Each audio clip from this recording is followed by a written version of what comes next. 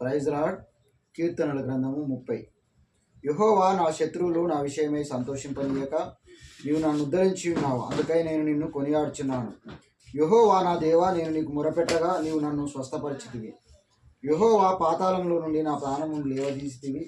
నేను గోతిలోనికి తీయకుండా నీవు నన్ను బ్రతికించితివి. యెహోవా భక్తులారా ఆయనను కీర్తించుడి, ఆయన పరిశుద్ధ జ్ఞాపకార్థ నామమును బట్టి ఆయనను స్తుతించుడి. ఆయన కోపము నిమిషమాత్రముండును, ఆయన దయ ఆయుష్కాలమంతయు నిలుచును. సాయంకాలమున ఏడుపు వచ్చి రాత్రి నినను, ఉదయమున సంతోషం కలుగును. కీర్తనకారుడు తనకున్నటువంటి జబ్బు నుండి విడుదల కలిగినప్పుడు దేవుని స్తుతించేటువంటి కీర్తన. ఈ కీర్తన సారాంశం ఏంటంటే, శత్రువులపై విజయం కలిగించినప్పుడు కీర్తనకారుడు అంటున్నాడు, తన కలిగినటువంటి జబ్బు విషయంలో విడుదల కలుగజేసినప్పుడు కృతజ్ఞత కలిగి దేవునికి కృతజ్ఞతాస్తుతులు చెల్లిస్తున్నాడు.